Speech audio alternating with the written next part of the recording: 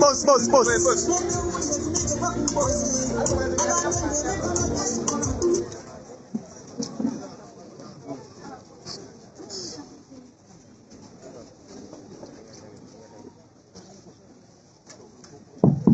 You're most welcome.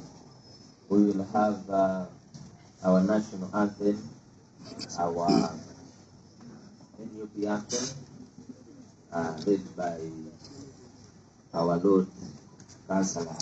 Sharing a video on Tuesday. This is Zara.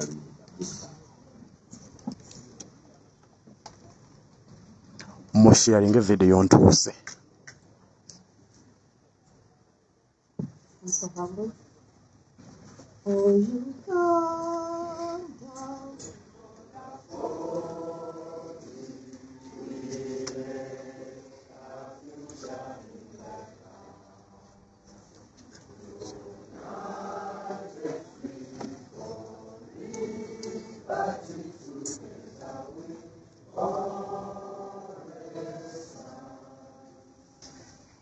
All the time.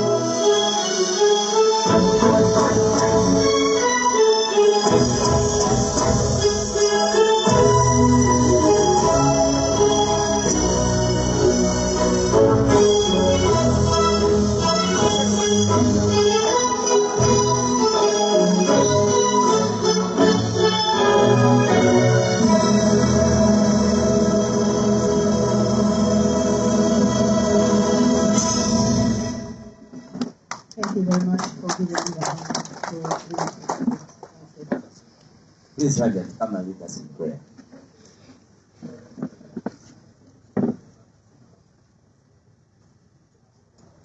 Nene yo peto ina abana.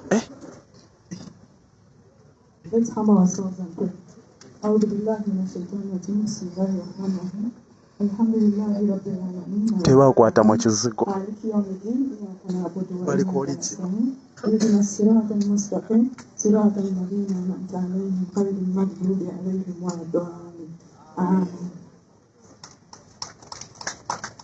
I am Kavule again from Kunsonga district. Muraho neza abafumbira n'abafumbira kazi bino mukobwa wanyu Tana Salim abandi hano kubatasha kabaramuza mwese nakoze cyane. Murakoze cyane. Abategeza kutura muture. Please have your seats. You're most welcome. We are humbled this morning that we are going to have the special address from the president. Sharing a video. To recognize our leaders, Mr. President and ministers. We do have Please stand up for special recognition from the president. Of course, I can see one of our councillors, Hakim Kiza, Saula, is with us. Kulia Saulo is also with us. I'm still not understanding the Kulia and the Saulo. Explain what it means, the Kulia Saulo. We have also Return from Machinye. She's also with us, but also born of Diana. You're most welcome. She's dressed like a soldier. You're very smart. I want to take special recognition of our speakers. Please stand up for recognition. Our speakers. People power. Our power. Our power. People power. He's the speaker of Machinye, Mr. President. He's with us. We are always with him. People power. Our power. Our power. People power. He's the speaker of Wachiso. He's always with us. You're most welcome. People power. Our power. Our power. People power. And the other very smart man is from Nakawa, Mr. President. And then we have our very hardworking speaker of KCCA, Zahra. You're most welcome. Mr. President, and ministers, we have chairman of districts. Please stand up for recognition. We do not take that very lightly. You're most welcome, our chairman of Mpigi. Mr. President, every time I tell you that that man has handled very well the district of Mpigi despite his age. We are proud of you. Mr. President, we have mayors. We have mayors. Please, mayors, stand up for recognition.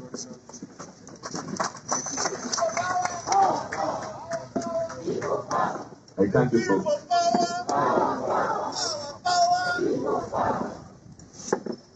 I thank you for being here and being extremely very, very smart. Zach Mberaze, Maula, Serujo Wedembe, and Matthias Walukaga, my good friend and brother, you're most welcome.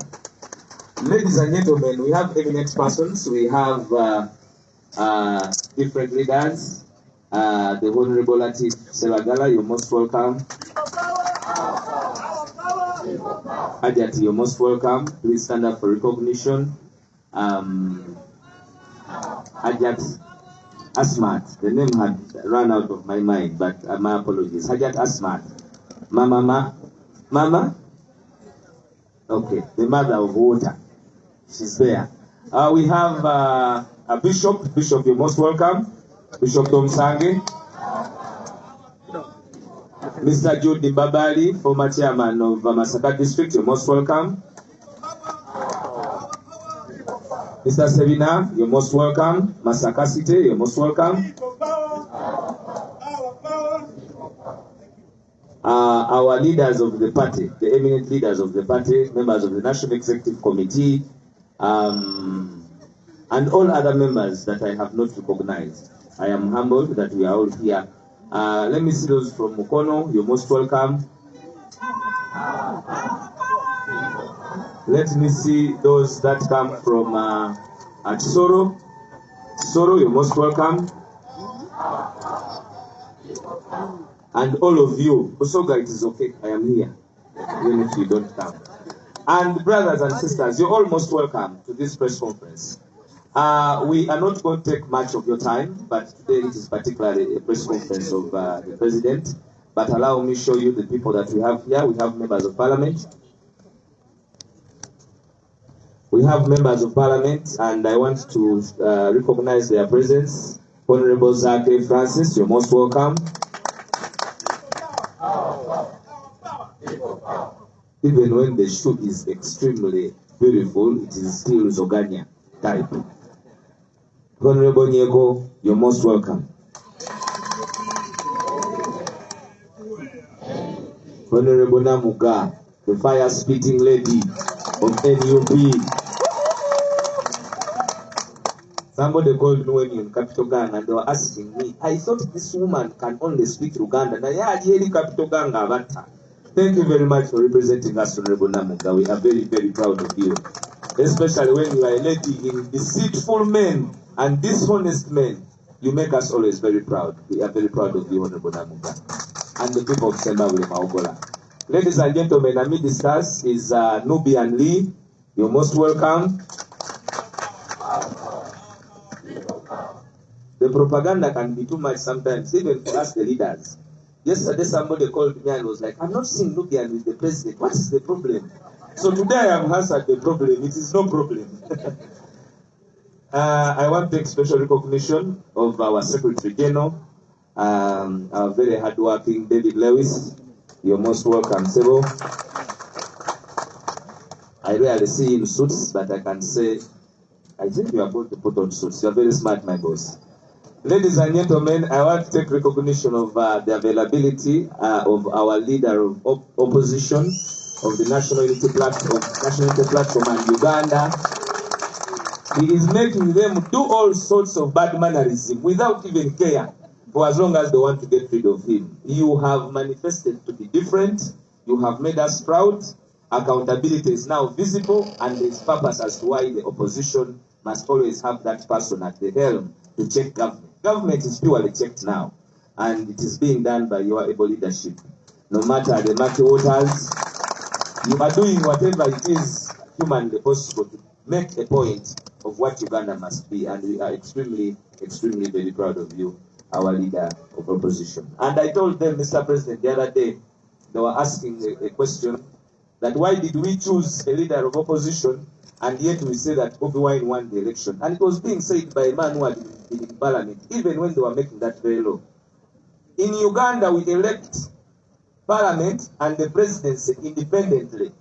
That is why the presidency, the person running for president must accrue 51% as an individual, and then have parliament to assist in the doctrine of separation of powers. And in that doctrine, the doctrine of separation of powers, the president can be a president and have a parliament, which is not admissible to him, but he charts his way forward to work with them through memorandums. That is why the remove bill cannot work, because the parties stand independently of what they stand for. They are not, choice is not taken that because they have come number 4, number 5, number 6, now they are in the opposition. Somebody can be number 4, but when is NRM? And you have seen many of them. That is why we could not have refused to elect a person to lead the front of parliament, because those elections are independent of each other. Thank you very much, Mr. President. Allow me to introduce the presence of our beloved Deputy President, Excellency Lina Zedrika.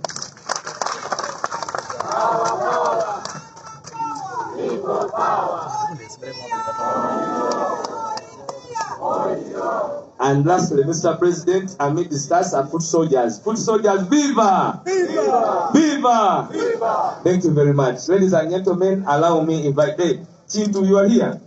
Mr. President, come and greet the president and the leadership. That man has been in prison, and he comes from Mitiana. Mitiana what? Greeting there, not here. Mr. President, he's a member from Mitiana. I was in prison. They are the group that have not accepted Lumu to do everything he wants to do there. And we thank you. Without wasting time, ladies and gentlemen, allow me invite my brother, Honorable Zake, to come and say a few words before we can invite the next speaker. Honorable Zake.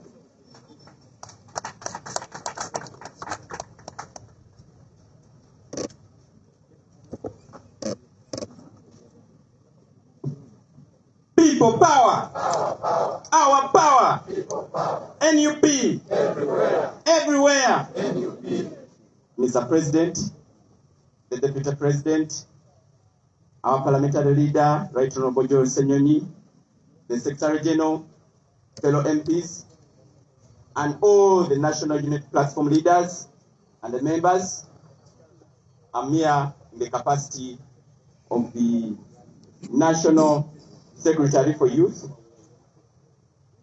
and I'm here specifically to communicate about the youth convention that we're going to have on the 25th of October in Jinja. The people of Jinja are going to host us. Specifically, this is a convention that we had last year for the very first time. We're going to have it for the second time this week on Friday, and it's going to be our second convention for the young people, only the leaders of the young people, the youth leaders from the village level up to the national level. We shall be glad to have you all. I'm calling upon all the young leaders of the National Unity Platform to turn up in Jinja, Pakindu Stadium. That's where we're going to be. Please turn up.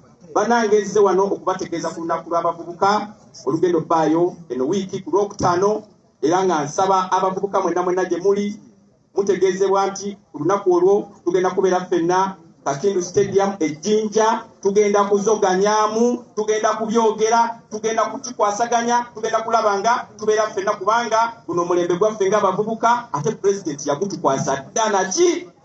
Mwebale nnyo, mwebale ddala. Nsaba okuddiza omuzindalo guno. Mwebale nnyo. People power.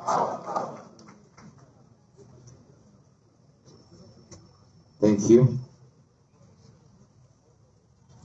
We have amid us, Mr. President, you will allow me, Chambogo University Guild President Flag Bearer, Mr. Mugali Humphrey, is with us.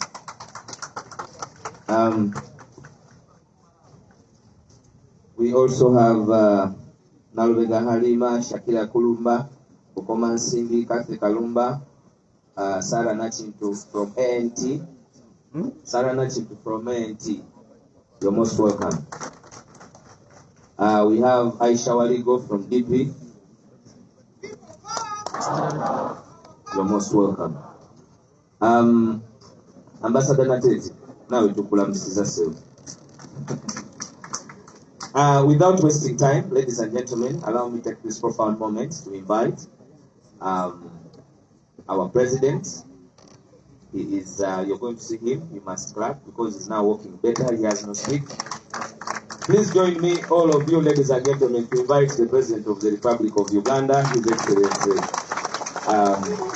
Kavule. When the going gets tough, the tough must get going, especially when leaders become misleaders. Thank you.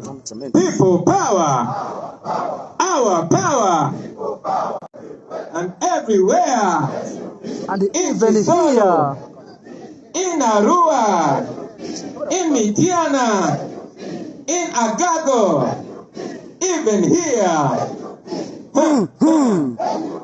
hey, namukwata oyo mukama wange namuyiga. Very glad to see you, ladies and gentlemen. Somebody welcomed Ambassador of Firebase United. Ambassador tukwaniriza. Nawulira ngo mutemi gwago bya ambassador nalimanyi bagobye. Natengezo kulanga kulaba. Ladies and gentlemen, since we had a press conference here, since we spoke to you, and between then and now, so much has been happening. On a positive note, I want to thank the Almighty God because I'm personally getting better every day.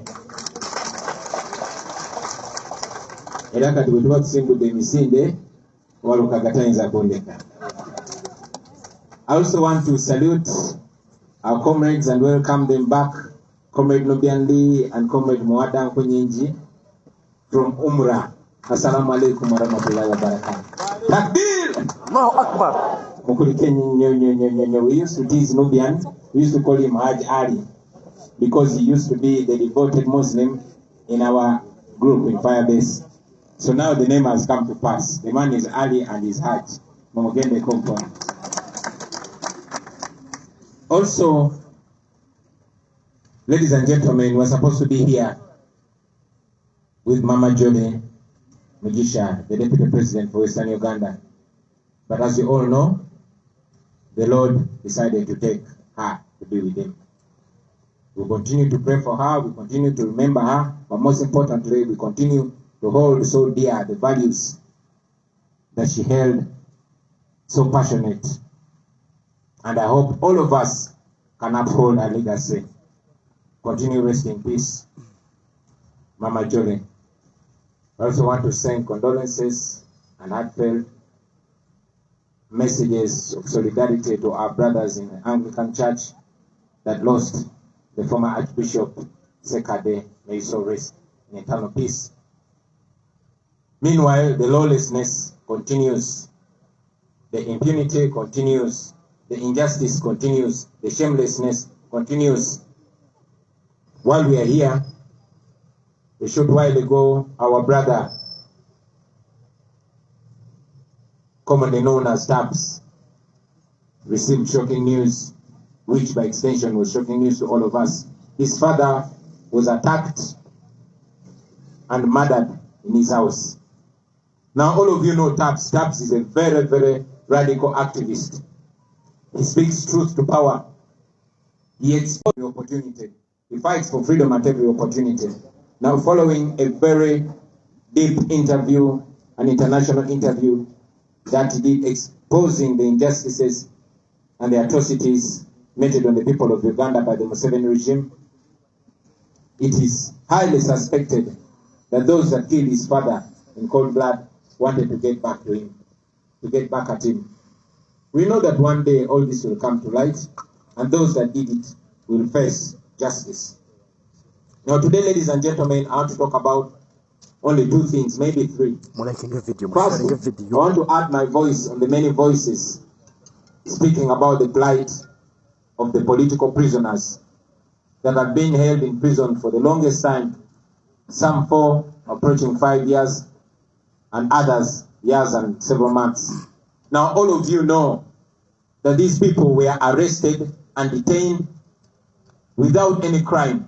We challenged the regime, we challenged the judicial system to expedite their prosecution. They didn't. No evidence was adduced. But they continued torturing these people in prison and intimidating them.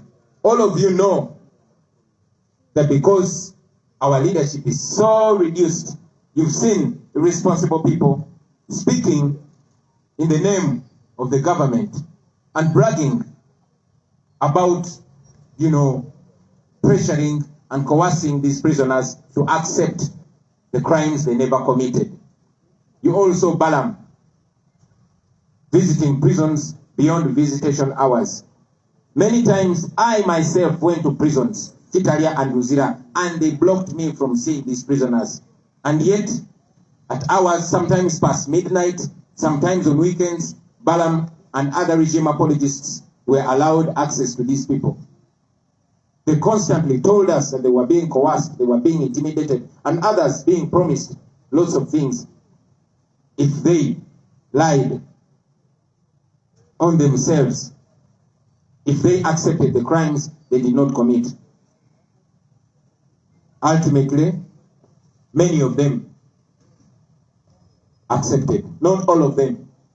There are still 9, including Machete, Kalanzi, and others that are still standing firm. But ladies and gentlemen, I want to tell you that we understand. I personally understand, and I believe most Ugandans understand. We understand these comrades. We know that they are so pressed from all angles, denied we, their leaders, who give them confidence and hope, and yet pressured and coerced, using the prison officials and using those that are occupying government positions. I have a strong message to those our colleagues still in prison, that we are still standing with you. We do not criticize you for weakening, because we know what you're going through. We even understand people like Sanya, who are coerced and intimidated, that unless they come out and put on NRM t-shirts and start praising General Museveni, they won't get their freedom. We know that the things that they're being forced to do or say are not the things they believe in. So I want to encourage all of you not to see them in a negative light. Don't criticize them. Don't abuse them. Don't insult them. Give them love. Give them hope, because they need it. They have fought a good fight, and they are still fighting. Keep your arms open for them. I want to thank our team that has been looking after their families, paying school fees for their children. I want to thank you very heartily for not stopping. And we shall not stop. These people are innocent. These were just supporters. The regime is doing this to intimidate anybody else. But they don't know that they continue to expose themselves. As for us, we shall not give up. I also want to salute comrades like Machete, like Kalanzi, and many others who are still in prison, and they are still refusing to go by what Balaam and Museveni are saying. Because they understand, we took time to explain to them, it is so dangerous for anybody to coerce you to accept and be convicted, not of any other crime, but terrorism. That means you are a terrorist. That means you are accepting a curse on yourself. This regime is so heartless. You cannot subject somebody's son or daughter to such a curse. They didn't. Terrorism, supporting the opposition is not terrorism. If so, why did they arrest me? Because these people were supporting me and the National Unity Platform. Why don't you arrest me? Why don't you prosecute me for terrorism? That shows that you're just cowards. Anyway, we salute you, comrades. We are still with you, and we shall continue standing with you. Those that are still in prison, I would understand if you gave up. But again, I would hold you in so much honor if you didn't give up. Because at the end of the day, you can never defeat somebody that does not give up. Museveni has done everything. He's tried to weaken us. But the only thing that we have bigger than him, is that we refuse to give up. So friends, wherever you are, refuse to give up. I also want to once again raise the plight of our missing people. Our people are still missing. The Chibalama family is still crying. The Kanata family is still crying. And 18 other families. Those people are still missing. Nobody has ever seen them. We want them. We continue to demand them. Now this takes me to my next point, and that is the sanctions that were recently slapped on 4 police officers, namely Kagarura Bob, Muine Alex, President Amdan, and Womanya Eddie. These criminals in in police uniform took part in the gross torture of Honorable Zake. And we told them we are going to come for you, whether when or when we are going to come for you. And here we are. But these are not the only culprits. Culprits are many. The main culprit is Genomo Seveni, his son, and those hangers on. And we are going to go for them. It might take long, but it will happen. And when it happens, it will happen firmly. This is to remind all those that are in positions of power, especially the police and the military.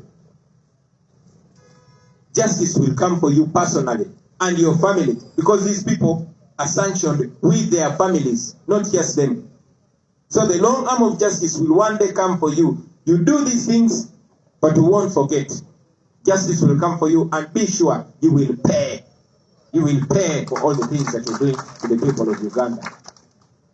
Very finally, I want to remind the nation that as we promised, we are going to come to you in our next phase of the nationwide tour. We are still working out a few modalities, and we shall soon announce our schedule. So, be ready for us, comrade leaders. We are coming for you. We are coming to West Nile. We are coming to Masaka. Abe Masaka Tujja. We are coming to Kisoro. Atale Kisoro. Tana, tell the people of Kisoro, we are coming, and we are coming, all of us, with all of it. In the West, we are coming. Kasese, Kamama, we are coming. And even those in Kampala, we are coming. Abewa Kiso. Naja, Tujja. Naja Mugambe Tujja.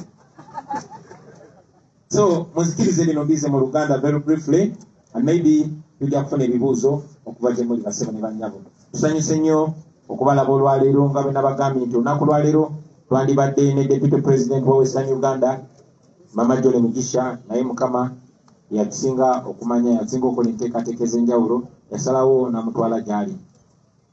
Twongera omwenyumirizamu, twongera omumumisinga, n'okusingira ddala twongera okutambulira mu kkubo lye yatulaga, okumuweesa ekitiibwa, kuba ekyo kye tusobola okukola okukuuma memore ye. Namaze n'okukulisaayo muganda waffe Lubyandi ne muganda waffe Honorable Muwada, ennaku ezo twabalaba nga banekaanekanye mu byeru nga bagenze ku Kaba mu kuliko eyo basebo. N'abagambye mu Luzungu lwakuba edi mutwanku byakamana mandize ne mu Luganda. Lubyandi oyo mu biseera byaffe ebya Firebase twamutiizinganga kubanga yali omusafe nga buli kaseera asala emirundi mingi olunaku. Ne tumukazaako erinnya erya Haji Ali. Katonda w'amaanyi kye twayogeranga ng'ekisaaga kakitutuukiridde. Sebo Haji, salaamu alaikum wa rahmatullahi wa barakatuh. Naye era nkibajukiza nti obumenyi bw'amateeka bugenda mu maaso, ettemu ligenda mu maaso. Gye buvuddeko ennaku si nnyingi nnyo muganda waffe Tabs, bwe twakazaako erya Tabs, naye nga ye Andrew Natumanya, taata we bamuyingirira ne bamutugira mu nnyumba. Ekyo ffe tulowooza nti kyagwawo bugwi, naye Tabs yali amaze ebbanga nga y'omu kubakuba ebifaananyi ebyanika ebikolobero gavumenti eno byekola ku bantu. In fact, yagenda ne maaso bwe yatravelinga n'agenda e Germany, alina interview ey'amaanyi gye yakola ku International TV, n'ayanika byonna ebise bikolebwa ku bannayuganda nga bikolebwa gavumenti eno. Baganda baffe abali wano, bwe mulaba nga tulina bakomrade abava mu Western Uganda, bano Balubongoya, bano Bakatana, bano bababi n'abalala abamu balowooza nti abamu Western Uganda bo bali bulungi bo beeyagala naye ate ebiseera ebisinga bye basinga okubonaabona kuba ne mu kulonda bo babagana okulonda naye tekikomaawo omuntu yenna ayogera amazima nga wa mu Western Uganda ate baba bamuteekako nnyo amaanyi kubanga bo balaba nga abaabuusa nnyo so Muganda waffe Taps tulowooza nti bakikola ng'ekibonerezo gyali okutemula taata we bamuyingirira ng'ali mu kulya kyaggulo ne bamusambasamba ebirisi ne bazimenya ne bamutuga ne balina kye baatwala tumanyi nti ssaawa zino nga tukyafugibwa bano abantu abatemu tetusobola kusaba kunoonyereza kubeera nga bwe mwalaba nga bamaze okunkolako obulumbaganyi bagamba nseredde n'engwa nga bamaze okutemula Yasin Mwaruwa bagamba bansanze n'emmundu so tekyewuunyisa okukeera ku makya ate ne bagamba taata wa Taps yeetuze oba ne bakwata abamu ku bantu be bino tubyogera ng'ebyokusaaga naye era ebintu byonna byonna wano e Uganda bibanga ebyokusaaga naye tumanyi nti olunaku lumu tujja kumanya amazima era abo abaatemula muzeeyi waffe Muzeeyi Tebandana bajja kufeesinga akabuli era babitebye leero njagadde kwogera ku nsonga bbiri zokka ensonga esooka ey'Abaganda baffe ba political prisoners oba abasibe basiba olw'ebyobufuzi nga bwe muzze mulaba nti olwa pressure gye muzze muteekawo basebo ne banyabo ba political prisoners baffe abamu bagenda babata pressure gye mwateekawo ne internationally ya forcinga regime okuta bano bawaiza ba Edi Mutwe ba Nubian Lee ba Dani Magic ba Monde Ntambi n'abalala newankubadde mu M7 yavuba nnyo okuteekawo ekiboozi n'agamba abano bambatadde bateeseza nange era nakozesa ne bannaffe abamu okwagala okuteekawo ekiboozi okutusindikiriza okwogera ne M7 twakyogera lunye era tuddamu ne tukyogera nti tetugenda kuteesa ku ddembe lyaffe kuba lyatuwibwa Katonda ne likakasibwa constitution tetugenda kwegayirira Museveni mu ngeri yonna yonna kuba tetulina musango gwe twazza infact bwe tuba tutunuulidde amazima Museveni ye mmenyi w'amateeka so tetugenda kwogera naye oba kumwegayirira naye pressure gye mwateekawo era gye muzze muteekawo nga mubadimandinga internationally nti babadde bafuuse n'aba icons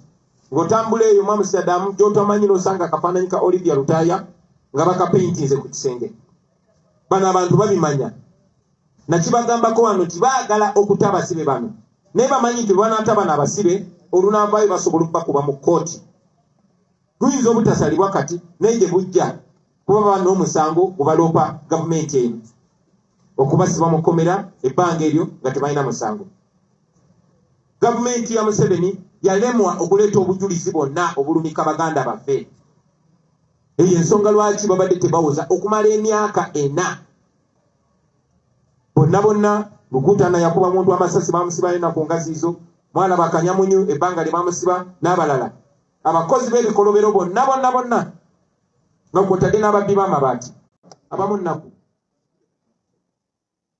naye baganda baffe kubanga baavaayo ne bawagira opposition ne bawagira Kyagulanyi babasiba ebbanga ebyo byonna ne bwe baatuuka nga batuuse ku kisenge nakibagamba nti eno gavumenti eyagala bata ebeewonye kuba mubatuuse mu bulago basala amagezi gonna okwejjako omusango so that bwe muvaayo mu kkomera okusooka temusobola basiba balopa mu kooti batanza naye n'ekyokubiri nga bamanyi nti bwe munaakomawo ate mujja kuba nga muli kaali nnyo ensonga lwaki bakozesa amagezi gonna era ensonga nga Museveni bw'alonda omuntu kuba minisita ng'alina ensonga emulondeseza nga bwe yalonda Saamu Mayanja nga ensonga ye yagenda kuboola Kabaka bw'atyo bwe yalonda Balamu ng'ensonga ye yagenda kusendereza baganda baffe na kubatiisatiisa kubakkiriza misango gye bataakoze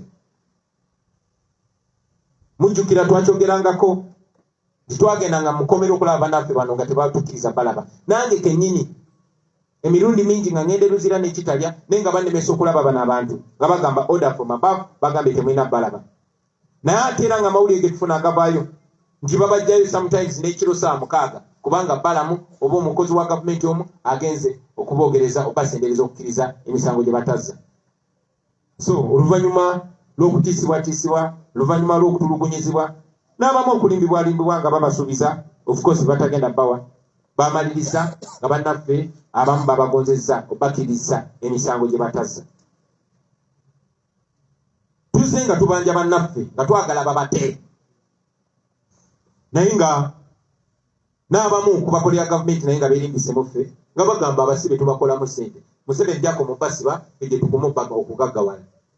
Ne ngamba kati lwaki temubata bizinesi n'egwa? Lwaki temubata ne tuba nga tetukola ssente? Kuba tubadde tugamba bannaffe bata. Naye nga baagala babate nga babataddeko ekikoliko. Era abamu babasindikiriza, babatisizatiisiza, babanyigiriza ne bakkiriza emisango gye batazza. Si musango gwa kubba nkoko, si musango gwa accident, naye musango gwa butujju, terrorism. Ogwo gwe musango ogusinga obubi mu nsi yonna. Era kya nnaku nnyo, kya mutima mubi nnyo omuntu yenna okusindikiriza omwana wa munne, okumuteekako sitampu eyo nti ono convicted terrorist. Ono terrorist. Baba bakulemeseza emirimu yonna yonna, baba bakulemeseza okutambula mu nsi yonna, n'okusingira ddala n'ekifaananyi kyo. Baba baagala baveeyo nga bakutaddeko conviction eyo, kwata ne bakusimba amaaso g'omulamuzi. Waliwo mateeka kye bayita repeated offender. Kiraga nti gwe wasalirwako no ku musango ogutali musango mulala gwonna, naye gw'obutujju. So kya nnaku nnyo, abaana b'abantu bangi babataddeko ekikoligo ekyo, naye baffe tumanyi nti tujja kimenya. Tumanyi nti ebyo byonna tujja bisazaawo. Tumanyi nti n'eyo conviction tujja gye overturninga. Kya nnaku nnyo nti Ssaabalamuzi Owiny Dollo avuddemu bannayuganda, aletiize down next generation. Lwaki omuntu yenna yeesiga amateeka g'e Uganda nga basobola okukukwata ne bakutulugunya ne bakugyamu enjala ne bakukwata ne bakutwala mu kkooti y'amagye nga toli munnamagye? Justice. Bandi bali bamuyita chief injustice. But anyway, byagenda bwe bityo. Njagala okugatta eddoboozi yange ku maloboozi amalala gonna agasaasira bannaffe abo. Bannaffe abo ffe tetubasalira musango n'omulundi n'ogumu. Olivia Lutaaya okwenya omusango tetukkiriziganya naye ate tetumusalira musango, tetumukondeminga.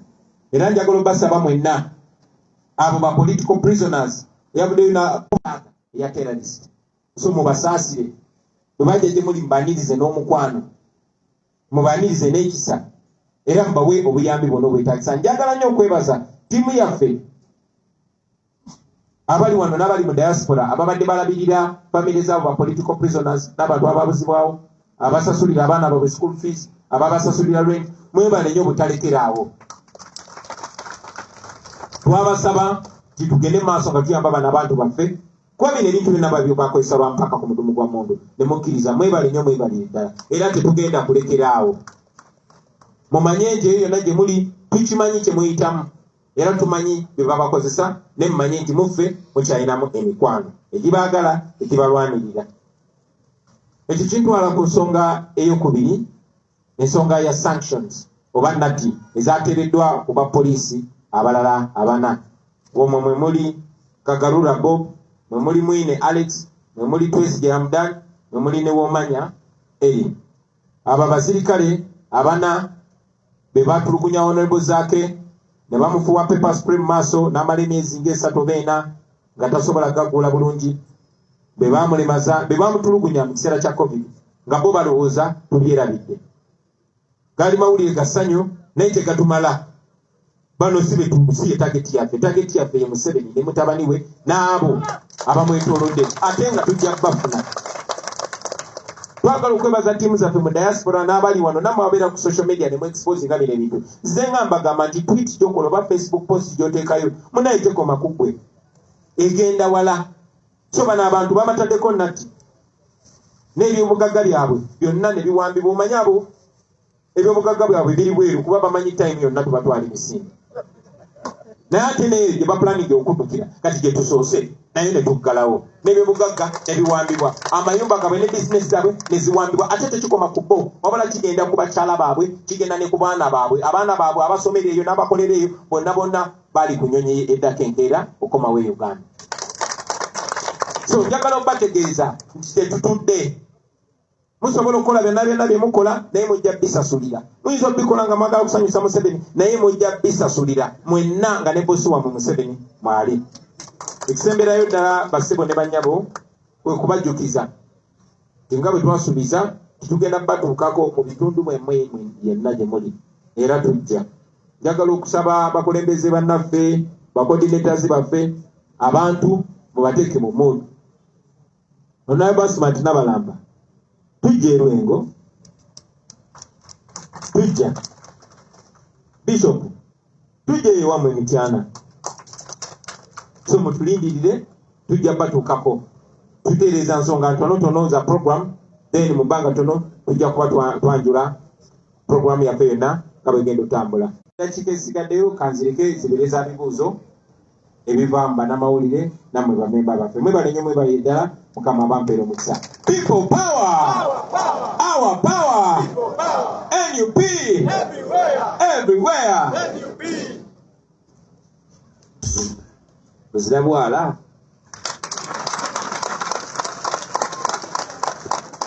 Mwebale ate muvuze tusoka. Abavubuka tujja kubayitira Kakindu Stadium. Ate awo waliwo ebyendawulo empewo diri awo Kamala. Busoga ajja kuwera mu kisaawe ekitidi. Tunakola tutya? Ni president ali kwita. Yena president ali.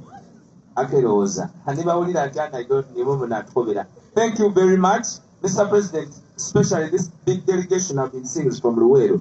All of you stand up for recognition from Luweero. People power, our power. Thank you very much. You can have your seats. I want to thank you for being attentive, and I would now want to give the media the opportunity to ask a few questions. So to the media, what would be your questions? Yes, my brother from NTV. Good morning. Good morning. Raymond Tamale from NTV. My question goes to Principal. A few days back, a certain member of parliament was on the radio station and he said that he negotiated to get Nubian Lee and Eddie Mutu out of prison, and he also negotiated to get your passport. Is this true? And what do you speak about his comments? And also, the last two occasions, you say that you're going to come out with the dates. Can you give us a date and say it was going to start next month or something like that? Thank you. Any other person with a question? Baba TV. Kusogabulai. Eyanziza baba. Nize amaina nize iganasa Baba TV radio. Ndiko. Mbadde ngenda kuza mu Luzungu naye bannange abasinga wano ne baŋŋamba tukozese Luganda basobole okukifuna. Tulina biiru bbiri ze tulina temuzikoonyeeko. Tulina biiru eya Honorable Lumu ekwatagana ku kulonda David of the Opposition Business nga abadde agitembe mabega.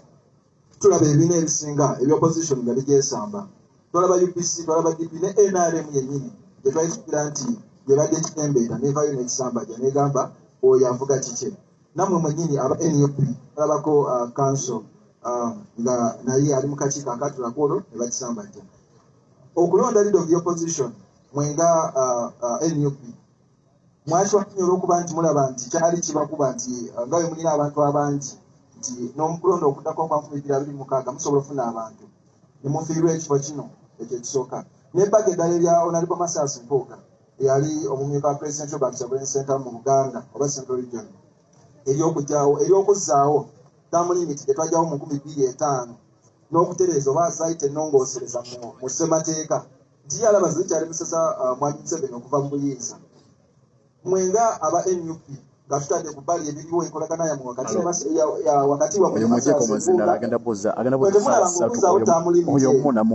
eyagibwawo oba ne age limit ekikonde ekyanyoka mu palamenti.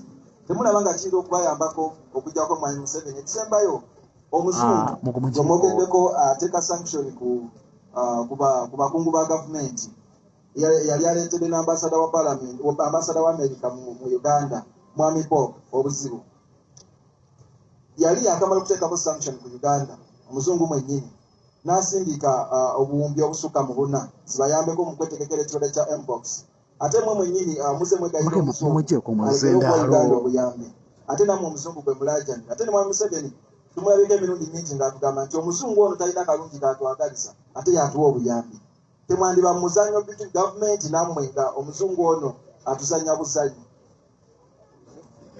eyanzisa kibuuzo abuuzizza ebibuuzo bingi naye kirungi biina ne ansa nnyangu nnyo.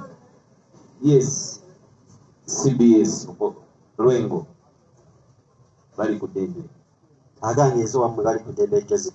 Ekibuuzo kyembuuza bibiri. Ekisooka twagala tumanye omuwendo gw'abo abatannakkiriza nga basibe b'NUP muwendo bali bameka era abakkiriza bali bameka. Ekirala twakula ewaffe batugamba essekanyo lyaggwe muwanvu tubuulire ery'ekibuga. Twagala Mr. President atubuulire alambulwe bulabe ki abo abakkiriza omusango bayinza okusanga oluvannyuma lw'okugusala. Noza biweddeyo. Come last play. Wegire India. Bali ku ddembe. Pass the last side. Yali mu kubuuza.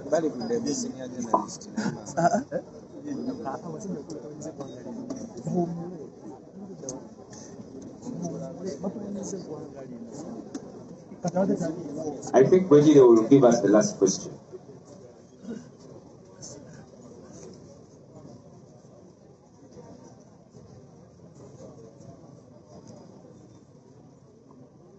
Aleni webale kutambula. Olwaleero sijja kubuuza pulezidenti kyange kakigende eri fanalipo zaake. Fanalipo zaake tandyagadde okumanya otubuulidde olunaku lw'abavubuka. Tulabye emirundi mingi nga poliisi evaayo ne babalemesa buli lwe mubeera mulina enteekateeka yonna mu bintu eby'enjawulo.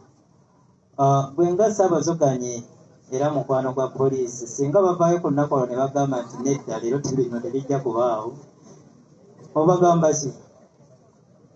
Ansubire toli mu kusendasenda zaake nti mukwano gwa poliisi bamutusseko obuvundu. Sitambuza kamera akola mundeke awo weeri weeri. Baisa ebibuuzo biweereyo. Yeah.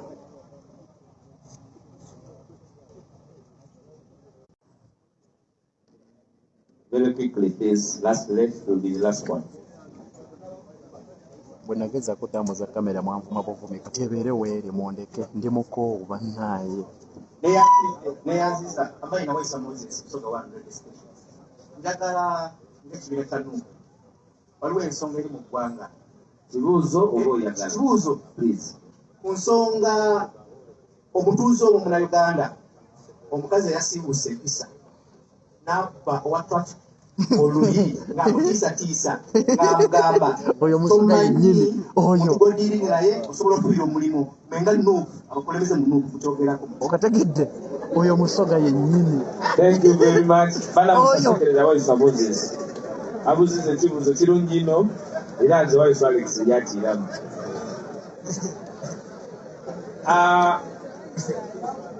People power, our power. Of course, impunity, amanya amemanye, nepotism, favoritism, lack of meritocracy, ye characteristic ya government yetu.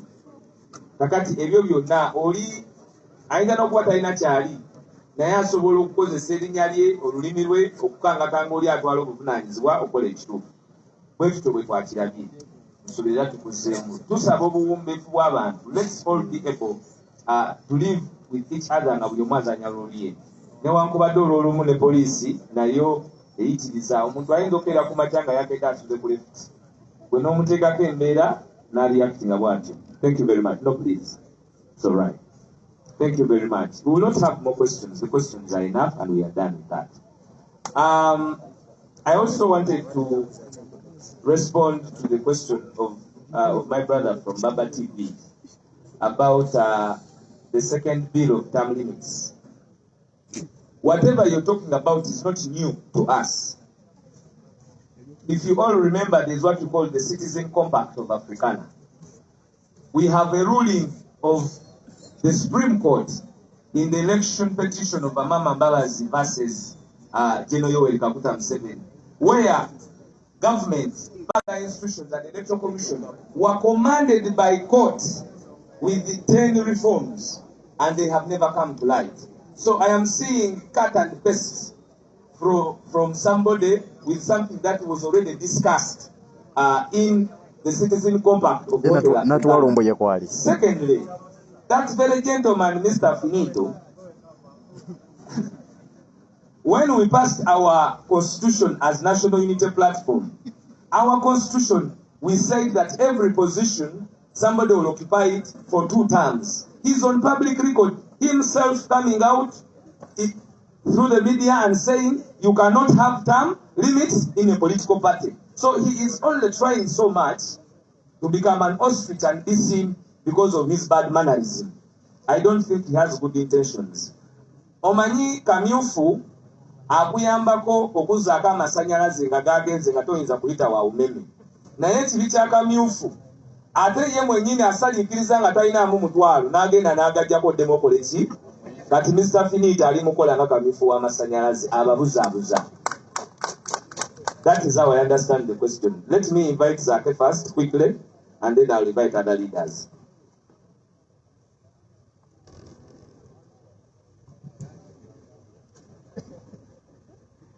Thank you, Mr. Sematimba. First and foremost, I wish to let you know that this is a party organization activity whereby it does not require whatsoever the requirements of a public gathering. But still, we concluded with all the necessary notification to the security. We do not actually think that police will intervene, but in case that is done because we are not in Portugal or any other country, we know that anything is possible, but this is a party organization activity whereby we do not have to pass through all the formal requirements, and I think we shall have a successful event. So I still call upon all the young people to turn up, and I see most of you right here. You know the party we are in, it is a young party, and we know we are all going to be there in Jinja, Kakindu Stadium. Njagala okukibategeeza bulungi nnyo nga mba ku kibuuzo kya Sematimba ekyo nti guno omukolo gw'abavubuka si mukolo gwa bulijjo nga gino egya public nti olina okuyita mu mateeka ga public events nedda, wabula guno omukolo gwa kibiina, guno omukolo gw'abavubuka ba kibiina kya NUP, era nga twakoze ku nteekateeka zonna okulaba nga tutegeezaako ekikwatako aba security, aba internal affairs, okulaba nga omukolo guno gugenda mu maaso, era tetusuubira muntu yenna tutataaganya, wabula ffe ng'abavubuka okubeera ku mukolo gwaffe ogenda okubeera ogw'omulundi ogwokubiri, ogwasooka gwali wano, oguddako tugenda kubeera Jinja ku Lwokutaano luno, era nga nsaba abavubuka ffenna tubeeyo, kuba abasinga ndaba wano ba kibiina kya National Unity Platform, ate abasinga muli bato, tubeereyo ku Lwokutaano tulabe nga tuzoganya. Mwebale nnyo, mwebale ddala. Mukozi gw'oyomboza Diana Wabobi nti mufumbo. Oyasula abaana basatu wabbaawe n'anobayo Diana Wabobi. Sagamba. Thank you very much. Let me invite the Secretary General to take us through the other questions. Diana Wabobi no yanoba abaana yabasuula. Thank you so much. Sago abamu omusajja ono kati bamuyita Finito. People power, our power. Yeah, Mr. President, fellow leaders, I will respond to a few questions. I want to first of all welcome this man, then seated from detention. Then seated, tumuyita flag raiser, wanga mulaba abeera awanyise bendera. Bamuwamba nga bamujja wano ne bamutwala ne bamukuba ne bamutuusako byonna naye mu kumaliriza ne bamureleasinga, naye nga bamaze okumutiisatiisa ne bamugamba nti bino byakola alekera okubikola, era kati ali mu defiance ono gwe mulaba. Bamugamba jangu wano densite ebyo bakugamba byokka byenjagala oyogere, saagala oyogere ebirala. Bangamba obutaddamu kundaba nga nyambadde nga bwendi n'obutaddamu kubanga ntyoboola omukulembeze w'eggwanga, bo gwe bayita omukulembeze w'eggwanga, era ne bankwesa obuwandiike ne ka vidiyo nga mwetondera ku vidiyo mwe nalaba ku TikTok bangamba siddamu omutyoboola naye tewali kutyoboola bula njogera ku ebyo ebituufu byayisa bannayuganda oba byatuyisa ebyali mu katanga. Bandiira femiko wansi w'ebigere nga bwe bankuba zisolido ebyaddala ng'owulira obulumi paka ku mutima solido zize bakuba obulumi nawuliranga bw'amaanyi engeri gye bantulugunyizaamu eyo ate nga bakutaddeko ekikookolo tosobola baani abakuba oba ani ababikutusaako era ddala ne baŋŋamba siddaano ku media n'embyogerako oba okulabisa bwe bino bye tudde ne tulabisa era y'emu ebiremesezaayo bannaffe mu Basibe. Nasangayo abavubuka bangi okuva ku myaka 17 paka ku myaka nga 25 naye ng'abavubuka ebyaddala tebalina misango babateekako bya mmundu sibamanyi manya naye bayogera ebitundu bye bavaamu n'abamu ku bantu abavaayo nga bamenshoninga abamu be baali bakata okulinga Jenakireewo okuli Bwambaale abamu bamaze emyaka egiwera okubira ddala mu myaka bali myaka gye bamazeeyo bali mu mbuya museemwayi kuba gye bantwala nze bansuza museemwayi embuya then ne bansuula ekireka kuwembule. So tumugulisaayo muganda waffe oyo naye muwulira ebigenda mu maaso mu ggwanga lyaffe okwesanga ng'abavubuka bali eyo bamaze emyaka 3 4 nga bali ku CMI tebamanyidira bwe banavaayo. So naye nga bwe ntera obagamba katoyo kyakulabirako tebaba bakuba babakola ki as long as ensonga bwe banga yo ekyaliwo bakola ki bamala budde banga omulaba bamugamba nti toddamu kwambala bwotyo naye kati ndowooza asazeewo n'ayongerako ne buno okulaga nti ensonga gy'ayimiriddeko ntuufu. Sibakuwandulira nno naye kyengamba nti bakimanye nti ne bwe banaakwata abantu bameka ensonga zaffe ze tuyimiriddeko bwe ziba zikyaliwo era tujja kusigala nga tuyimiridde kweza ensonga. Olunaku lwaleero era nga bwe mumanyi baganda baffe Akireewo ne Bobi Yangu babaleeta ku kkooti y'amagye nabo babatwala nga tebalina musango era ebbanga lyonna lye bamaze mu nkomero eyo mulimanyi bulungi nnyo. Akireewo naye bamukuba bubi nnyo bwe batyo bamukuba solido wansi w'ebigere ne bakola ki bamutulugunya nnyo n'ebirala bwe bityo ne Bobi Yangu of course n'abalala. Waliwo abuuziza ekibuuzo repercussions for pleading guilty nti oli bw'aba amaze state kyegezaako okukola president nga bw'ayogedde ekisooka baagala kumakinga sure nti bano abantu baffe bwe banaavaayo baleme okubagulako omusango ogwa malicious prosecution. Kubanga singa oli akusibira bwerere emyaka 4 n'amala n'agamba nze nkutadde oba osobola omusuuwinga for malicious prosecution. So balamu n'abo abalala bakolera Museveni bakimanyi bulungi nnyo nti bano abantu singa bavaayo nga tebakkiriza gino emisango automatically bajja basuuwinga. Ensonga endala eya ICC kuba nti Museveni n'abantu betwabatwala mu ICC kati bakimanyi nti bano abaana bali makomera be bamu ku bujulizi bwe tubadde tutegese kutwala mu ICC kati baagala bakole plea of guilt omuntu aveeyo agambe nti omusango naguza so that time eri bwetuuka ICC ne bagamba mujje bagambe nti temulaba bapleadinga guilty. Naye ate simanyi bwe balowooza nti ensi yonna yonna nsiru tetegeera nti abantu tebalaba buli omu mu nsi yonna yonna akimanyi nti bano abantu bakakiddwa okukkiriza gino emisango. Kati repercussions of course bwe tuba tubagamba bano abaana nti temukkiriza gino emisango first of all obeera ne criminal record kiba kitegeeza nti wazza omusango gwe bamanyi bulungi nnyo nti tebazza. Era mpulidde oyo abuuzizza nti bali bameka abakkiriza n'abatakkiriza bali bameka. Waliwo abantu 9 abo president bayogeddeko bali Machete Kalanzi Ashrafu Umaye Makato n'abalala abo bo bagambye tetwakola musango era omu yatugamba nti ne bwe mba sabba nkoko n'oteeka ku gun point n'ogamba kkiriza nti wabba enkoko sigenda kukkiriza wakiri okole ki ozite. Kakati abo 9 bo basazeewo ne bagamba tetugenda kukkiriza bino ebintu bye tutakola tetwagala tubeere ne record eyo. Naye ne bana bakkiriza tutera nnyo kyogera nti tukimanyi bulungi nnyo nti kino kye tuliko lutalo era abantu balina breaking points ez'enjawulo kyova olaba tugamba nti bali abantu tubategeera twogera nabo omwana nakugamba nti maze ebbanga mukomera siraba ki ekigenda mu maaso siraba ki ekivaayo. Mubadde mulira regime propagandist bagamba toba oli awo banamateeka tebakoze kimala kiki kye baali bakole. Mirundi emeka gye twakapulayingira beyiri n'ogenda okuapulayinga beyiri omulundi ogwasooka kooti y'amagye yagamba nti bano abantu abazadde baabwe tebasobola kubeeyimirira. N'obuuza muzadde w'omuntu aba tasobola kumweyimirira kiki ky'otegeeza ogwaddako ne tukwata abazadde b'abantu ne tukwatako abakulembeze ba MP n'abalala. Kkooti y'amagye nevaayo negamba okusinziira ku ffe bano abantu tebalina gye babeera, baali tebalina maka mwe bava. Ebyekisiru kubanga osobola otya okugamba nti bano abantu be bajja mu mayumba gaabwe novaayo n'ogamba nti these have no places, tebalina gye babeera n'olwekyo tetugenda kukola ki. So abo bagamba nti balooya tebalina kye bakoze balinga abatamanyi kigenda mu maaso. Kubanga ne bw'oba looya ki, bw'oba oli mu kkooti y'amagye eyo ekolera ku ngombo gye bagamba order ya jeshi ni moja, batambulira ku order ng'eva eri waggulu kubanga kkooti y'amagye eyo eteebwako Museveni era yagiwa directives bwe balina okukola byonna byonna. Ekirala waliwo abuuzizza ku sanctions zino, ndowooza abadde nasa wa baba oyongedde kusomoozebwa okuliwo nti tusiba tukolinga for sanctions, naye ate tulaba gana amawanga ag'abazungu gakyakolagana ne regimu gawaayo obuyambi n'ebirala. Kaakati ensonga ziri bbiri. Ekisooka, obuyambi obumu obuva mu mawanga ago obugenda directly ku bitongole ebikola ku bintu ebiyamba bannayuganda, obwo tubeera abattima bwe tugamba nti nabo mukole ki, obuyimirize.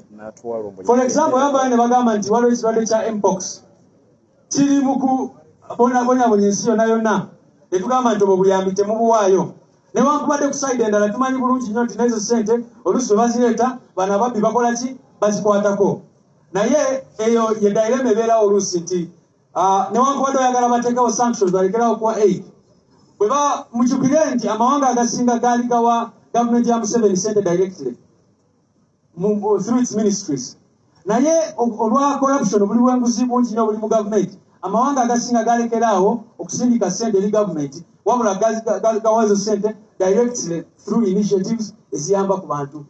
Gazitekinga directly okugula ARVs eziyambako ku bantu abalina obulwadde bwa mukenenya, bayambako directly. Kaakati ebyo nga NUP tetusavayo ne tugamba nti n'abo abantu mulekeraawo okubayamba.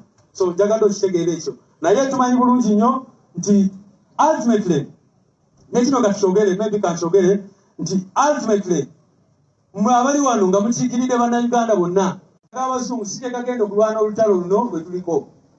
Gwe nange naawe n'oli olutalo luno baba balina okulwana 99%.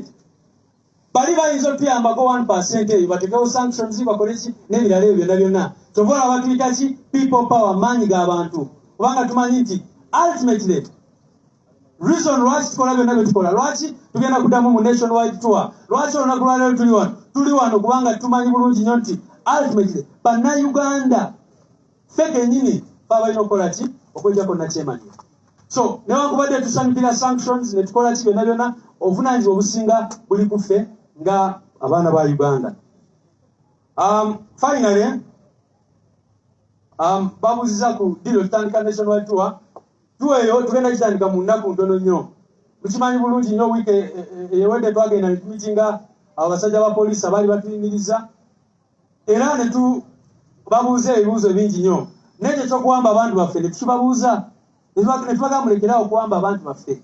Poliisi yo ng'egamba ebyo si ffe ababikola, nti waliwo ebitongole ebirala. Naye ne tugamba mu mateeka poliisi yokka eyali badde ekwata omuntu, naye etteeka naye likulagira kutya bw'olina okukwata omuntu mu mateeka.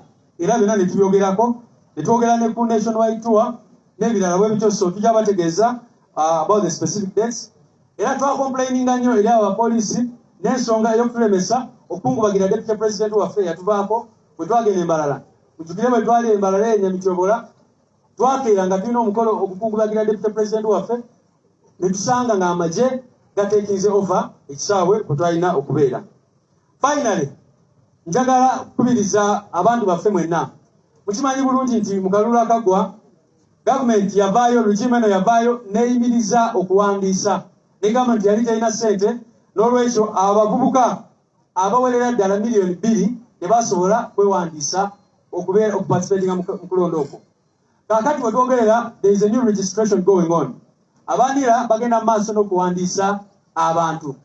Naye tuwulidde nti mu bitundu ebimu bakikola mu kasirise. Twagala kukubiriza abavubuka mwena gye muli, mugende abo abantu mubayigge buyizi. bw'abanga yeekweka mu nyumba samoya mulumbeyo omusange mugambe njagala kola ki kwewandiisa. So kampeyini yaffe yafuna ndagamuntu mugende maaso mwewandiise. Ate mukimanye nti bo bagezaako okukola ebyo kubanga batya bamanyi nti abo abantu bonna bagenda kwewandiisa bululu bwa NUP. Naye ndagamuntu erina emigaso mingi nnyo. So kyobola twagala abantu baffe baleme okumisinga out kweyo service. Juzi bavudde ne bagamba bwe oyagala kugattibwa muntu.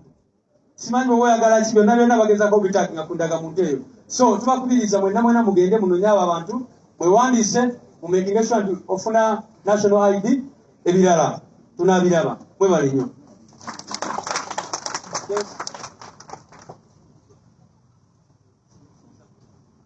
Let me invite our leader of the parliamentary party. SG era atabuseemukko. Agenze n'agamba bano abantu abakola ebintu ebyekisiru.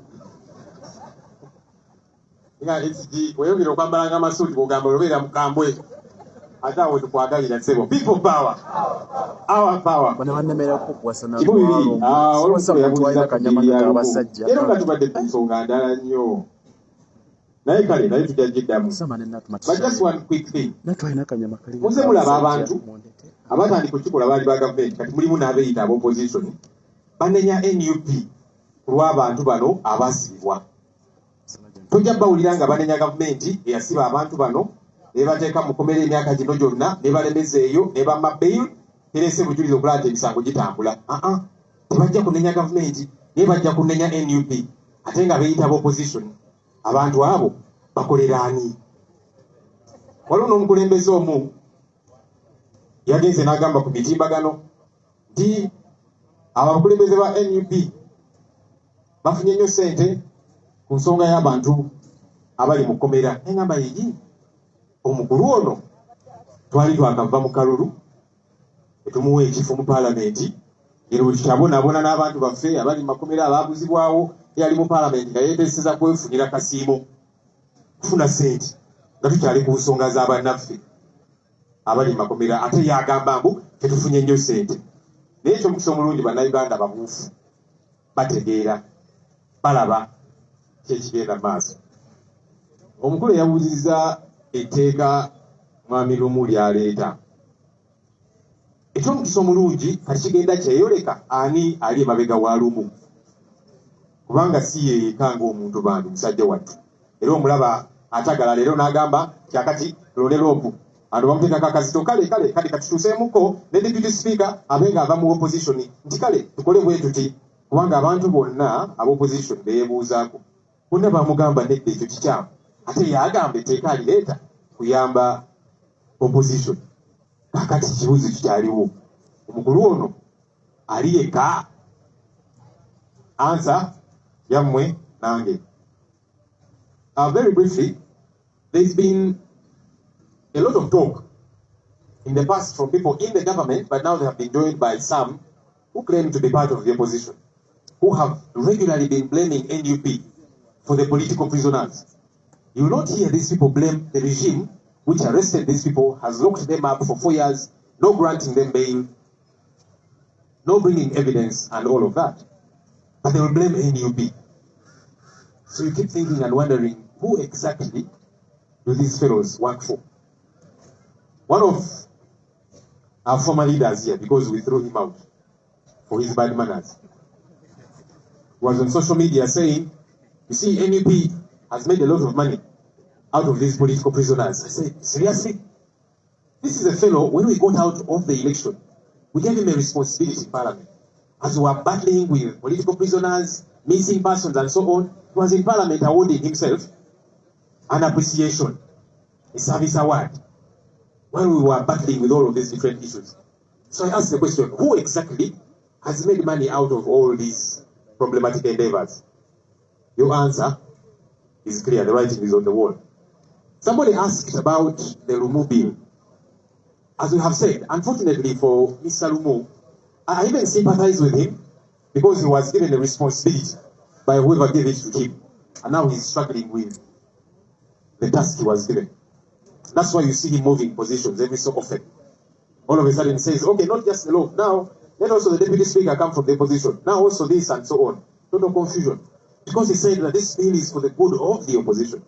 But the opposition that you have been going to severally has told you, this is a bad bill.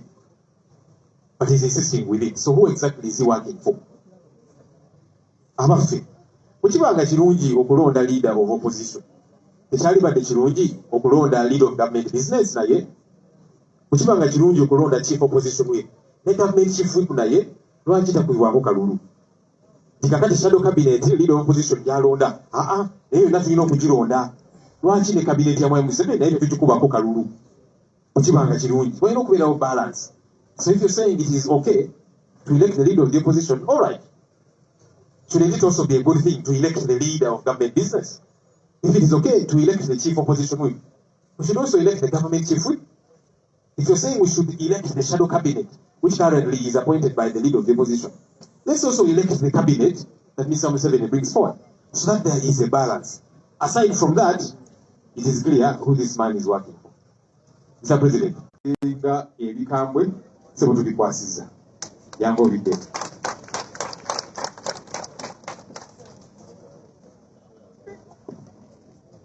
Thank you, Comrade Rob. Secretary General Kituufu yabadde munyiivu naye ate Rob wazoba yamense mumensi. Naye era mwanyuma ennyo baganda bange ndowooza munyirire nga bwe mutyo obusungu bwe buviirayo. I think the questions asked or directed to me are rather diversionary. Naate naakola nkyanga mubimbuuzizza. Tweyama okubeera ba servant leaders. Somebody said I negotiated for Nubian and Eddie Mutwe to come out of prison. And also says that I negotiated to get my passport. I don't know when my passport was taken. Has my passport ever been taken away from me? No, nobody has ever taken my passport from me. So who do I negotiate with to give me back my passport? And secondly, the same person that claims that I negotiated Museveni to release some of the political prisoners is the same person that was pressuring us that we should negotiate with Museveni. And when we refused, he turned into an enemy. And recently said, Nabagamba, I told you you should negotiate with Museveni. So which is which? And if I may ask, what then did I give in exchange for Museveni to free our people? Because the negotiation is, you give him our prisoners and I give you what? They did not throw light on that. Because, I mean, if I negotiated with Museveni, now Achireo was abducted and taken for the same case. Treachery, possession of ammunition and all that nonsense that they put together. Bobby Young is in prison. Sammy of Mighty Family is in prison. So who did we negotiate for? Don't you see that these are the same? You know what see them Uganda, Mumbuza nti waliwo omwami omu eyagamba nti nateesaganya ne Museveni oba twateesaganya ne Museveni asobole okuta Nubian D, asobole okuta Eddie Mutwe, Dan Magic n'abalala ne Bobby Yanga. Era n'agamba nti era nateesa ne Museveni okumpa passport yange. Ne nsimanyi passport yange Museveni yali yagituddeko oba polisi yali etutte ku passport yange oba baali bagiwambyeko passport yange nga nyina ogisaba baginzirize. Ekyo sikijjukira, maybe yandikinzijukizza. Naye okubabuulira okubajjukiza nti omuntu y'omu nga bannaffe bakyali mu kkomera nga ffe tubabanja bubanja nga paka kati bwe tubabanja eyavaayo n'agamba tumwolukusa agenda ateese ne Museveni ne tugaana kuba ffe tetwegayirira ku ddembe lyaffe naddala nga tetulina musango. Era awo buwaavu butakwatagana naffe naye gye buvuddeko namulabye nga kutte ekkubo ng'ali mu State House ewa Museveni nga yeetema amaganzi. Ndowooza nga abala bwa minisita. So ekyo kyongera obalaga tulina abantu abagamba nti opposition naye nammwe ndowooza mugenze mulaba bakemetererwa emmeeme bwe buzibu kuba bw'oba ogamba nti nateesa ne Museveni namuwaaki kubanga mukuteesaganya twandibadde tuteesaganya nga mugamba mpa abasibe tuwa abasibe waffe neffe tumuwe eki bwe tuba twateesa naye natuwa abasibe ffe twamuwaaki kubanga mwe kennyini abaali balemerako nti tutwogere naye ne tugaana mwe ne mugenda ne mwogera naye mwe mwanditubuulidde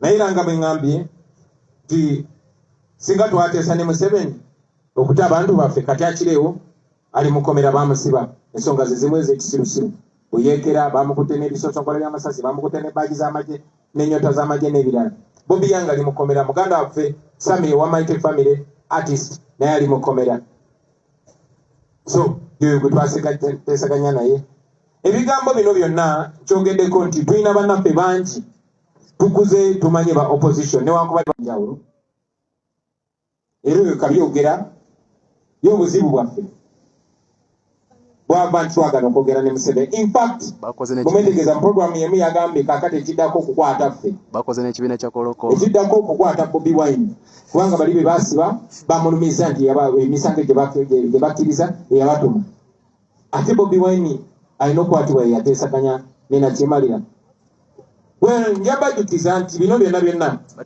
byayogereddwa ku radio ki Chabasa ku radio ki Chabasa kale no singa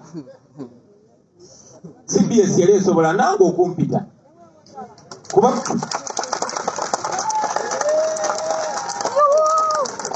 kuba radio ya bujajja ate nga bajajja ababogerwako ne jajja wange naye mwali tandibadde kirungi nnyo otherwise abantu bajja tandika okugira ba radio y'abajjajjaffe nga propaganda radio ng'omulimu gwayo kusiga bulimba kubanga obanga buli wiiki oleeta omuntu ng'asiga bulimba nga topic ebeera NUP naye nga toyinza kuyitayo yadde n'omukulembeze wa NUP n'omu ayogerere NUP mpozi abo abaagulwa betwatwala mu paliamenti ng'aba NUP ne babagula kati omulimu gwabwe kwongera NUP naye bwe wabeera nga programu ekwata ku NUP n'abakulembeze baayo omuli Kyagulanyi naye nga Kyagulanyi toyinza muyita oba abalala ebyo kambikomyawo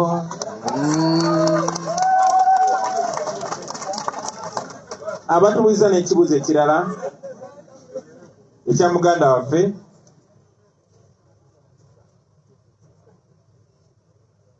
aleeta ebbago mu palamenti era munamawulire nayogera passionately nnyo n'agamba naye lwaki temuliwagira munaye tuwagira enkyukakyuka zonna naye natumanyi nti basobola omukwata omuntu ne bamutebatiza opposition n'aleeta n'ebbago muteeka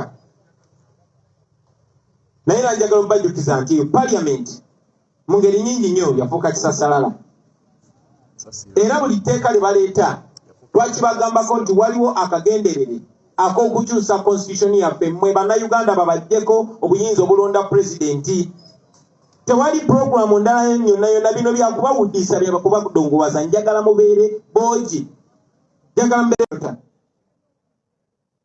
bino byonna Mungereza ziyita semantics kano konna konna kazigo abaffe bw'oba oyagala okutereeza ebyennonda nze ndowooza ekyandisokedde ddala kwe kukyusa engeri electoral commission akakiiko akakola ebyokulonda gye kalondebwa ekizibu kye tubadde nakyo ekinene kwe kuba nti Museveni alonda byabakama n'abalala mu kakiiko ak'ebyokulonda n'abagamba mmwe kati mwe baleefu kati nange ndi muzannyi so etteeka likyuke engeri reef gyalondebwa akakiiko ak'ebyokulonda bwe kaba tekakyalondebwa Museveni then oyinza okuba n'essuubi tekasobola okuba nga tekalina kyekubira n'ekyo tekirimu titwandisuubidde kati lyebbago liba likoleraani abaffe okyogeddeko nti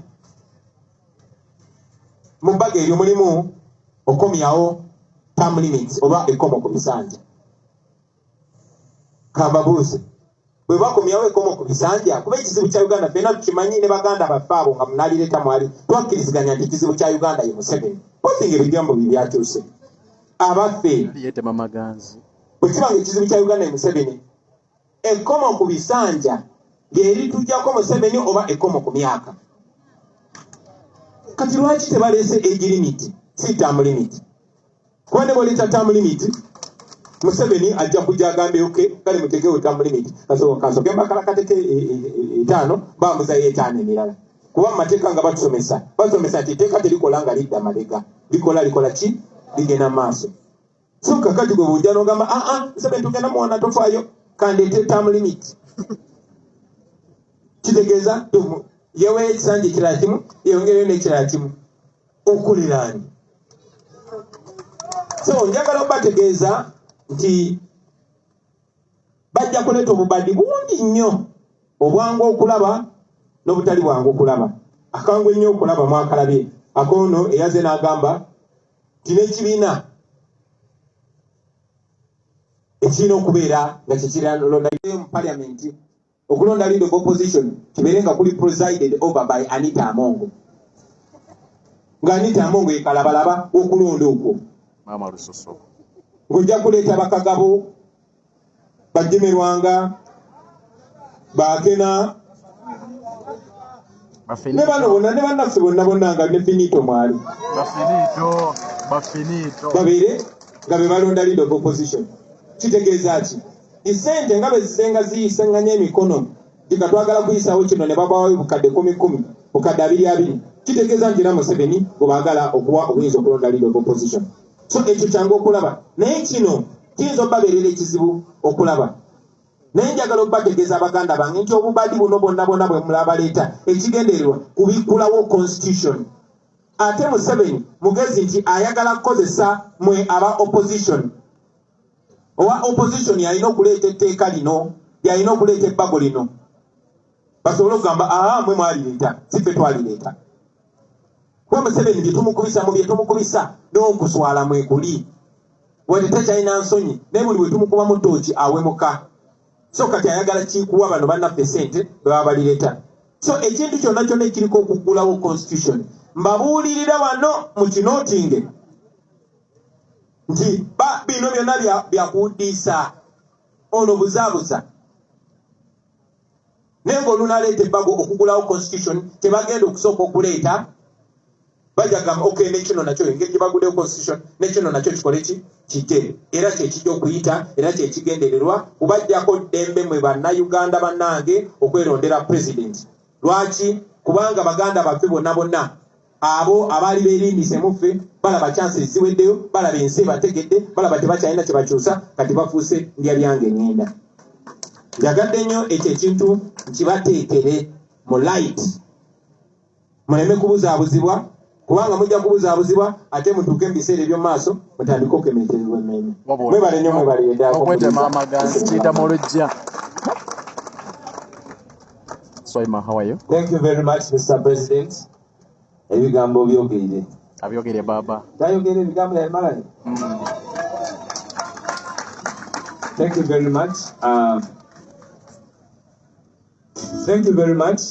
Before we get the closing remarks from prayer from our Mama Lina Zedriga, there was something from Selector Olivia. Yasagala mukazi alina kanyama kaseera k'abasajja.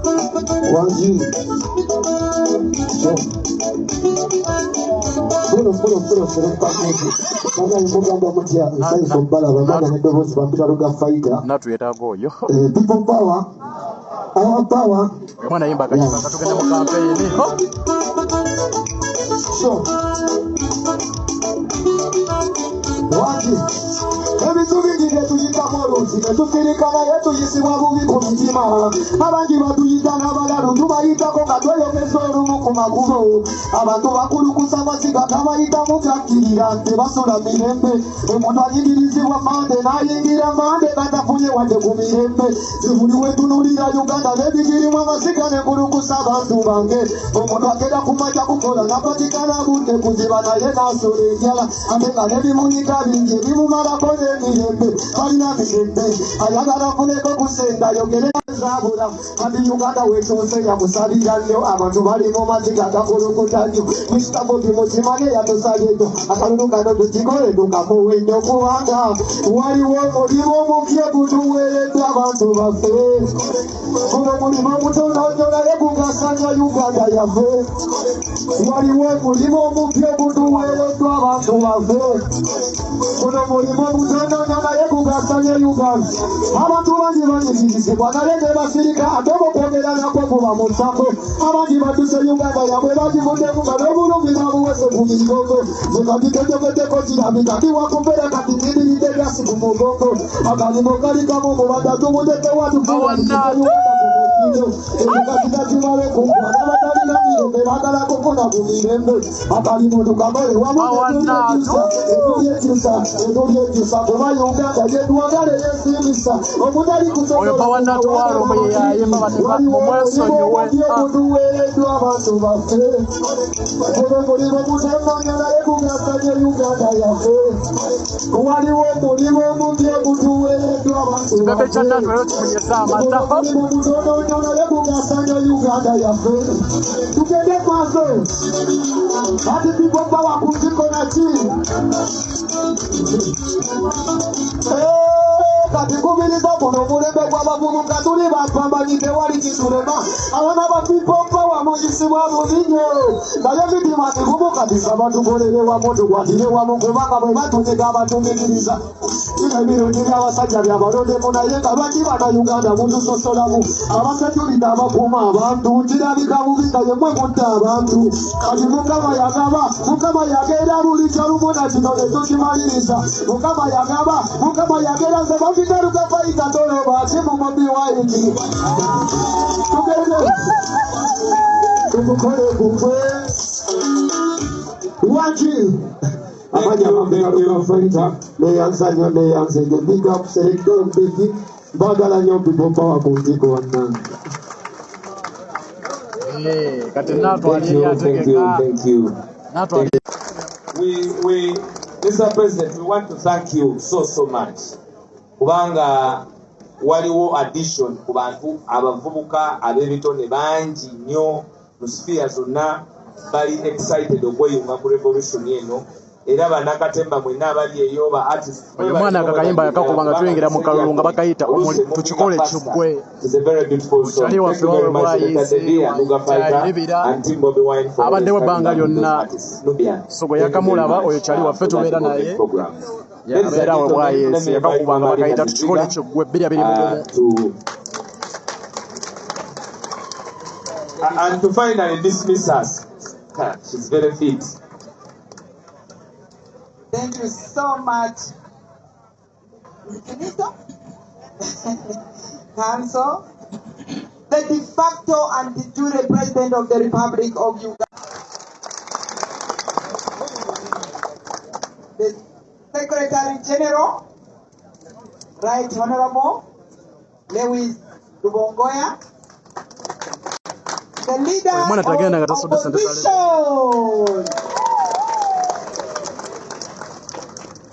all you members of parliament here present,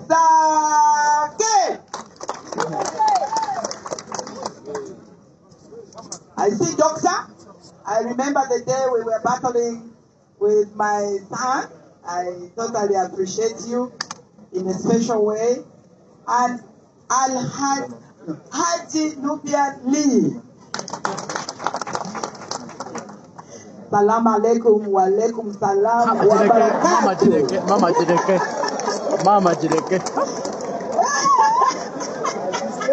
Mama jireke tukwegayirira jireke bambe jireke. Yes. I would like us to celebrate Nubian Lee Haji in a very special way. And Haji Mwada Kuninji, are you around? You are not around. There are also some special people that I would like us to take note of. There is my daughter from Mukono. Yes. That's a look at a piwa, by the way. Do not look at her color. We blend. I also am humbled in the presence of the founder member of the Uganda Catholic Lawyers Association, and I was the secretary.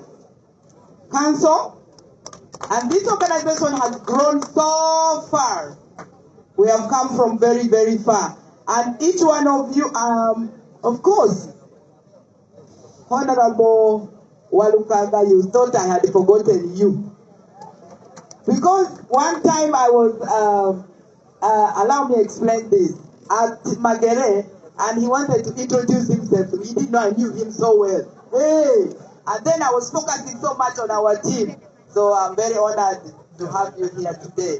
And each one of you, all the Lord Mayors, and of course, the student leadership, where are we? Wetuli, are we present? Are we? Hey people, power! Our power! Ra! Cha! Cha! Cha! Cha! Cha! Yes, and the media fraternity. Without you, of course, we would not have been here speaking all the Luganda and English. I just want to close the prayers with Saint Padre Pio. Saint Padre Pio says, I want to cry for those in prison and those in exile. I want to pray for our community. I want to work. Njagala okukola. Tulina okukola. Ensi yaffe tulina okukola. Naye we have to demystify. One thing I leave with you. His Excellency is always telling us, please be the Bobby Wine. We are letting him down. We are letting ourselves down.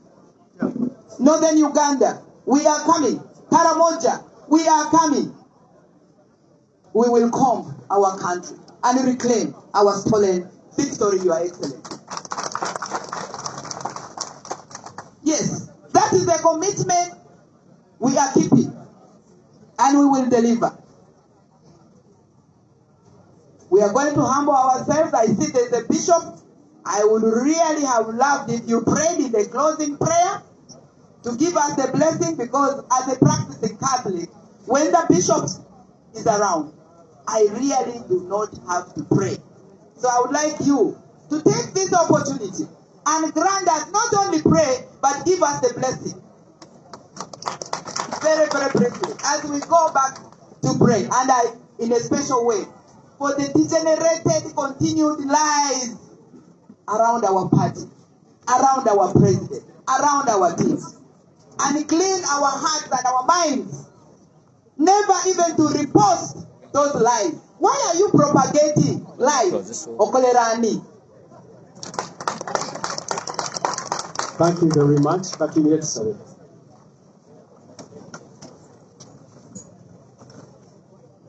Mulinnya lya kitaffe n'omwana n'omwoyo omutukuvu. Kitaffe Katonda omuyinza ebintu byonna twagala okwebaza. Tukwebazizza olw'ebigambo ebyogeddwa wano olunaku lwaleero byonna. Mukama Katonda omuyinza ebintu byonna. Eggwanga lino erya Uganda ggwanga lyo. Gwe Katonda eyalituwa era n'otuteeka mu ggwanga lino. Naye Mukama Katonda ayinza byonna, laba abantu obakaaba, babonaabona, abalala bali mu makomera nga tebalina musango. Kitaffe tusaba mu linnya lya Mukama waffe Yesu, golokoka otuyambe nga bwe wayamba abaana ba Isirayiri bwe baakuyita Mukama n'obawulira. Naffe Mukama tubonyaabonye emyaka 40. Abaana ba Isirayiri baamala mu ddungu emyaka 4, naye bwe gyamala baavaamu. Taata tulangirira mu linnya lya Yesu titugenda kuva mu ddungu lye tulimu, tugenda kuva mu kubonaabona kwe tulimu. Tusabira bannaffe abali mu makomera, Mukama Katonda ayinza byonna bateebwe tufune ku mirembe. Era Mukama tulangirira watuwadde omukulembeze anaatuwa eddembe nga ye Robert Kyagulanyi Ssentamu. Mukama tusaba muwe obulamu, mukuume asobole otukulembera mu ggwanga lino. Tukwebaza Ayi Katonda mu linnya lya Yesu Kristo Mukama waffe. Amen. N'omukisa gwa Katonda Kitaffe n'Omwana n'Omwoyo Mutukuvu gubeere ku bulamu bwammwe, gubeere ku mirimu gyammwe, gubeere ku baana bammwe mu linnya lya Yesu Kristo Mukama waffe. Amen. Mwebalire ddala. Thank you very much, Finito. Conference finito. We are having our Foot Soldiers Soccer Tournament going on from the Department of Nubian League, operationalized by Abe Basinya. He is that man with those Rasta dreads and glasses. Thank you very much for being with us. It's been a great morning.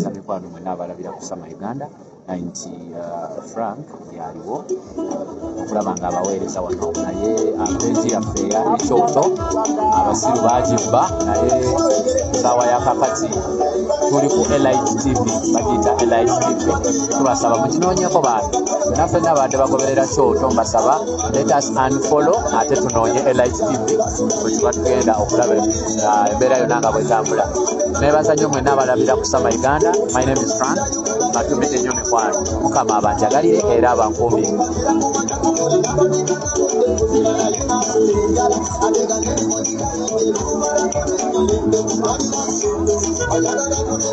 Thank you.